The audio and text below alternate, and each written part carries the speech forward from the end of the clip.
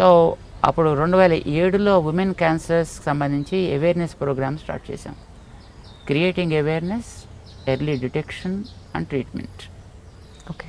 అని చేసి సుమారుగా ఒక 69 విలేజెస్ చాలా సీరియస్గా చేశారనమాట. బాగానే అనిపించింది, కానీ క్యాన్సర్ పేరు చెప్తే ఆడవాళ్ళు భయపడిపోతున్నారు, రావట్లేదు ఎవరు. అవునండి. ప్రాబ్లం వైజ్ అయితే చాలా సీరియస్గానే ఉంది, కానీ వాళ్ళకి పేరు చెప్తే భయం వేస్తుంది.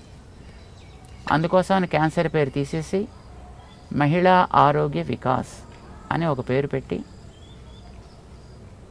మన కోసం సాధారణంగా ఇప్పుడు డివోటీస్ కింద వస్తుంటారు కార్యక్రమాలకి, దానికి కొంతమంది భక్తులుగాను. అలా వచ్చిన భక్తులకి వాళ్ళకి కాస్త మోటివేట్ చేసి, వాళ్ళని వాలంటీర్స్గా తయారు చేసి, వాళ్ళకి దీని మీద ట్రైనింగ్ ఇచ్చి, వాళ్ళని వాళ్ళ ఏరియాస్లో go door to door, give a counselling to women and then explain to them as what the seriousness of this is, because cancer is a problem like అది బయటపడేదాకా దానికి సిగ్నల్స్ ఏమి ఉండవు. అవునండి. ఇప్పుడు కడుపు నొప్పి, కాలు నొప్పి, తలనొప్పి, మంట ఇలాంటివి ఏమి ఉండవు దానికి, కానీ ప్రాబ్లం చాలా సీరియస్గా లోపల గ్రో అవుతుంది.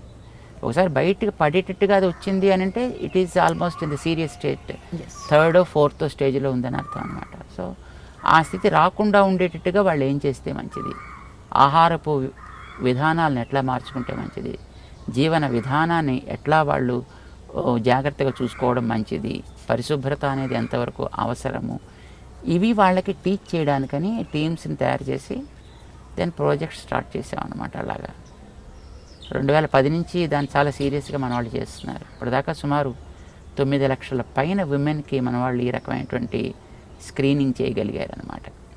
దానికోసమని కావాల్సిన పరికరాలని తీసుకురావడం, ఆ పరికరాలను ఉపయోగించడం, వాళ్ళకి వాటిని వాడే విధానం ఆ వాలంటీర్స్కి నేర్పడం, ఎవరైతే ట్రీట్మెంట్ తీసుకుని వాళ్ళు దానివల్ల లాభపడ్డారో వాళ్ళు వాలంటీర్స్ కింద మళ్ళీ వాళ్ళు స్టార్టెడ్ వర్కింగ్ అనమాట. ఇన్ ద ప్రాసెస్ మా వాలంటీర్లే దానికోసం 2.5 లక్షలు ఖర్చు పెడితే తప్ప దొరకనటువంటి పరికరాన్ని 75,000కి తయారు చేయగలిగేటటువంటి అనుభవాన్ని సంపాదించగలిగారు అనమాట. ఓకే. ద కల్పోస్కోప్ అని ఒకటి వాడతారు సర్విక్స్ క్యాన్సర్ని ఐడెంటిఫై చేయడానికని. ఆ కల్పోస్కోప్ని మా వాళ్ళు 75,000కి తయారు చేశారు. ఓకే. బజార్లో దొరికే దానికంటే తక్కువ రేటు, డబుల్ కెపాసిటీ ఉండేట్టుగా, డబుల్ ఎఫికసీ ఉండేటట్లుగా ఓకే అట్లా తయారు చేసుకోగలిగారు. సో పని చేస్తున్నారు అట్లాగా. సో మేము గమనించింది ఏంటంటే, మొట్టమొదట సమాజంలో ఉండేవాళ్ళని ఒక చోటకి తేవాలి అని చేసినటువంటి ప్రయత్నం, ఏవో రకరకాల వాళ్ళకి ఉండేటటువంటి అవసరాలను గమనించినప్పుడు వాటిని మనం కొంతవరకైనా మీట్ కావడానికి ఏదైనా చేస్తే బాగుండుననే ఒక ప్రయత్నం ప్రారంభించినప్పుడు స్కూల్స్ ఫర్ ట్రైబల్ చిల్డ్రన్ వచ్చాయి, స్కూల్స్ ఫర్ ఫిషర్మెన్ చిల్డ్రన్ వచ్చాయి, women health camps, women health care projects వచ్చాయి.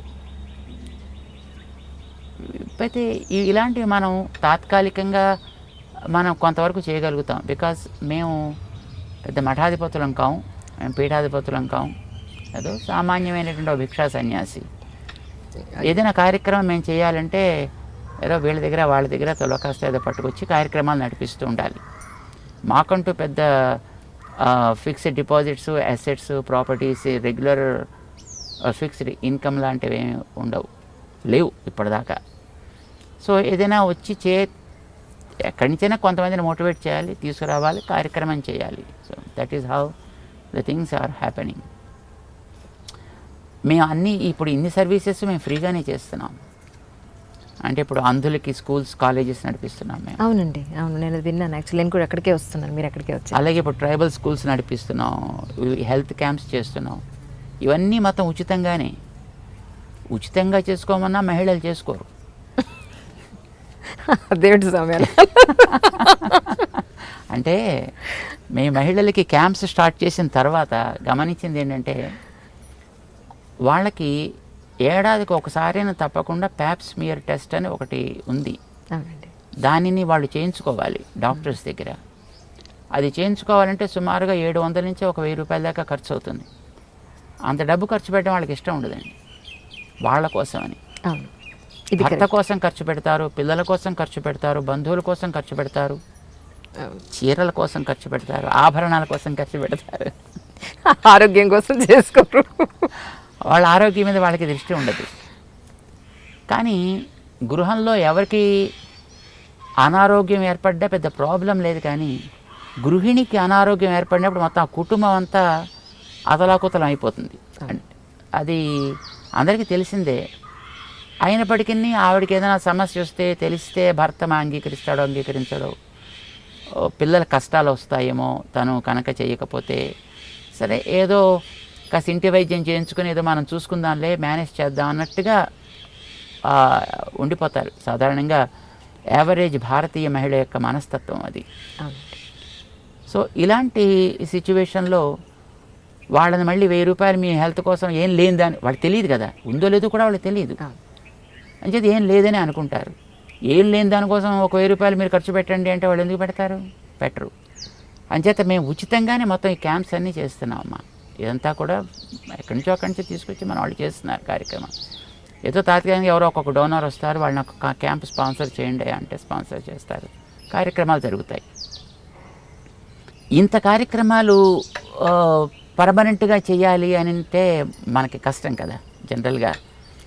అంచేత మనం ఎవరితోటైనా కలిసి ఈ కార్యక్రమాలు జరిపించడానికైనా ప్రోత్సాహం మేము ఇస్తుంటాం. ఇది కొంతకాలం మనం చేస్తాం. కానీ జాతికి ఒక స్థాయి రూపంగా ప్రేరణనివ్వగలిగేటటువంటి ఏదైనా ఒక సెంటర్ కావాలి. ఇప్పుడు ఇవన్నీ తాత్కాలికంగా మేము చేయగలుగుతాం. మనం ఇలాంటి సర్వీసెస్ ఎంతకాలం చేస్తూ ఉంటాం అంతకాలం మనం వాళ్ళకి జ్ఞాపకం ఉంటాం కామన్గా. ఈ మనం ఇటు తిరగగానే ఇది అటు తిరుగుతుంది. So of the sight of the mind అని అంటుంటారు కదా. సో అట్లా సమాజంలో మనం ఎంతవరకైతే యాక్టివ్గా ఉండగలుగుతామో అంతవరకే ప్రజలు ఆ కార్యక్రమం యొక్క లాభాన్ని పొందగలుగుతూ ఉంటారు వాళ్ళు. బట్ ఉచితంగా ఇలాంటి సర్వీసెస్ చేసేటటువంటిది సామాన్యంగా వ్యక్తి మీద ఆధారపడి ఉంటాయి. ఇప్పుడు ఆ వ్యక్తి కనుమరు అవ్వగానే మళ్ళీ ఇప్పుడు ఇవన్నీ కూడా చరిత్రలో కలిసిపోతాయి.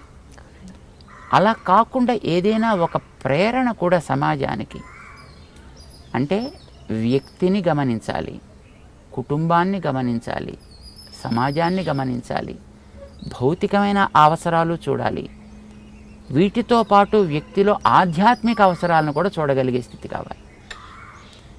జనరల్గా నాకు ఆధ్యాత్మికత ఉందనుకుంటే వాడికి భౌతికం మీద శ్రద్ధ ఉండదు. భౌతికమైన కార్యక్రమాలు చేసేవాడికి ఆధ్యాత్మికత అంటే అదేదో అన్టచబుల్ అనుకుంటాడు. కానీ బట్ మనిషి అన్నప్పుడు ఇవన్నీ అందులో డిఫరెంట్ ఫ్యాసెట్స్. వ్యక్తిలో ఒక్కొక్కటి ఒక్కొక్క పార్ట్, ఇది ఒక్కొక్కటి ఒక్కొక్క భాగం అనే విషయాన్ని చాలామంది సమాజంలో మర్చిపోతుంటారు. కానీ ఇవన్నీ మర్చిపోకూడదు, ఇన్ని కలిపితేనే ఇది మనిషి అనేది రామానుజులు వారు 1000 ఏళ్ల క్రితం చెప్పారు. అందుకోసమని వారి ప్రేరణ మనం తీసుకున్నందువల్ల ఈవేళ ఈ రకమైన కార్యక్రమాలు చేయగలుగుతున్నాం. ఇదే రకమైన ప్రేరణ వారు మిగతా ఎంతోమందికి ఇవ్వగలిగేటట్లుగా ఉన్నట్టయితే సమాజంలో ఎంతోమంది ఇలాంటి వ్యక్తులు తయారు కాగలుగుతారు కదా. అందుచేత ఏదైనా ఒకటి అలాంటి సెంటర్ తయారు చేయాలనే ఉద్దేశంతో రామానుజాచార్య స్వామి వారి యొక్క 1000 ఏండ్ల సంవత్సరపు ఉత్సవాన్ని పురస్కరించుకొని ఒక ప్రాజెక్ట్ని తీసుకున్నాం అనమాట. సమతా మూర్తి స్ఫూర్తి కేంద్రము అని, స్టాచ్యూ ఆఫ్ ఈక్వాలిటీ అని దానికి పేరు పెట్టారనమాట. అది ఒక ప్రాజెక్ట్ చేద్దామని ఆరంభం చేసి, సరే ఇప్పుడు అది నడుస్తుంది అనుకోండి ఆ ప్రాజెక్ట్. అది మనకి రాబోయేటటువంటి తరాలకు కూడా ప్రేరణ ఇవ్వగలిగేటట్లుగా ఉండాలి అనే కోరికతో దాన్ని చేస్తున్నాం. So we need both. Press the bell icon for more updates. Subscribe to iDream. Subscribe to iDream. Please subscribe to iDream.